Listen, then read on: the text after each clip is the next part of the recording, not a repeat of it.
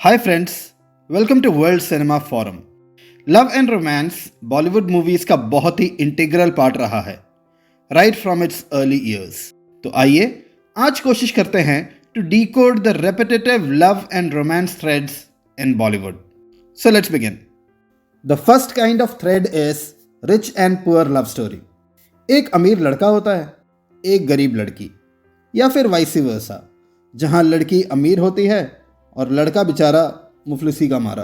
Friends, हमने कितनी ही ऐसी बॉलीवुड मूवीज़ देखी हैं जो इस एक स्ट्रिंग ऑफ थॉट पे बनी हैं, फिर चाहे वो मुगले आज़म हो या फिर बॉबी या मैंने प्यार किया। 1960s से 1990s का बहुत ही हिट फॉर्मूला था ये rich and poor love story. Most of the films in 90s ऐसी थी जहां the girl is shown to be rich and arrogant and the boy is shown to be struggling yet a man of high values, जो लड़की के बाप द्वारा दिए गए पैसे ठुकरा देता था to be with the love of his life. What a cliche thought process it was. Well, the second kind of love stories are love amidst family rivalry. क्या आपको सौदागर फिल्म याद है? जी हाँ, जहाँ विवेक मुश्रान और उर्मिला मातोंडकर ऐसी दो फैमिलीज को बिलोंग करते हैं जो एक दूसरे की दुश्मन हैं। बॉलीवुड में 1960s से 1990s तक का ये love amidst family rivalry streak बहुत कॉमन था, और इस थीम की बेस्ट एग्जाम्पल्स हैं सौदागर और कयामत से कयामत तक। कहानी कुछ यूँ होती कि दो फैमिलीज एक दूसरे की दुश्मन बन जाती, फिर मूवी 20 से 25 साल फास्ट फॉरवर्ड में जाती और उनके बेटा बेटी एक दूसरे के प्यार में पड़ जाते। कुछ मूवीज ट्रैजिक क्लाइमैक्स के कारण हिट रही और कुछ बेस्ट पैचअप्स की वजह से। खानदान, प्रतिष्ठा, इज्जत, रुतबा, इन मूवीज़ के कुछ ऐसे भारी और क्लीशे डायलॉग्स कहीं ना कहीं 90s के ऑडियंस के गिल्टी प्लेजर्स ज़रूर रहे हैं।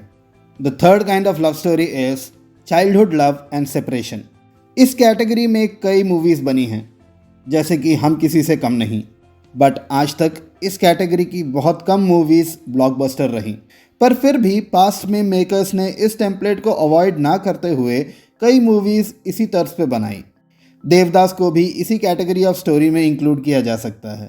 इस कैटेगरी का सक्सेसफुल ना होना ही शायद कारण रहा कि धीरे धीरे इस टेम्पलेट की मूवीज़ बननी बंद हो गईं। इस टेम्पलेट में बनी कौन सी फिल्म आपको अच्छी लगी, हमें कमेंट बॉक्स में ज़रूर बताएं। The fourth kind of love story is falling in love while traveling.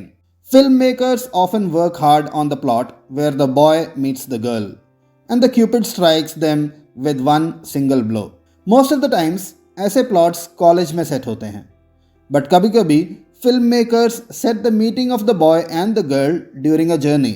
फिल्में जैसे जब वी मेट, दिलवाले दुल्हनिया ले जाएंगे और Veer Zaara are the best examples of love stories sparkling during a journey together. इस तरह की मूवीज़ में शुरुआत हीरो हीरोइन की फाइट से होती है, जो धीरे धीरे प्यार में तब्दील हो जाती है। थोड़ा क्लीशे है, बट रोमांस के लिए ये भी चलेगा। The fifth kind of love story is sacrificing love for family और फ्रेंड। बॉलीवुड में सैक्रिफाइस को बहुत ही बड़ा दर्जा दिया गया है, specially when it is sacrificing your love for family और फ्रेंड्स।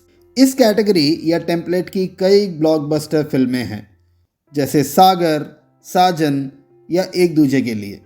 ये लव टेम्पलेट फिल्म मेकर्स का ट्रम्प कार्ड रहा है to connect with the audience emotionally. Sixth kind of a love template is interesting as well as quite dangerous, called psycho lover. Well, ये सुनकर आपको डर movie के शाहरुख ज़रूर याद आए होंगे। He was the best in playing the psycho lover. Psycho lover का ट्रेंड बॉलीवुड में मिड 90s में आया, जहां एक लवर है जो जानता है कि जिस लड़की से वो प्यार करता है वो या तो किसी और से प्यार करती है या फिर वो मैरिड है, बट उस लवर का जुनून उस लड़की के लिए बरकरार है, अंजाम हो या राम जाने या फिर डर। Shahrukh Khan was the OG in this category.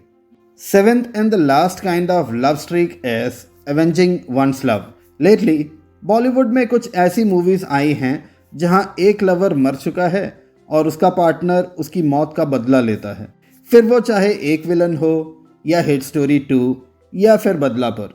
Film makers served the audience the mixture of love and revenge which by the way was a very good move. Well, ये थे कुछ romantic templates which are used in Bollywood. क्या आपको लगता है कि इन templates से हटकर बॉलीवुड में रोमांस को किसी और एंगल से डिपिक्ट किया गया है? अगर हाँ, तो हमें कमेंट सेक्शन में ज़रूर बताएं. So till the next video, खुदा हाफिज़ दोस्तों.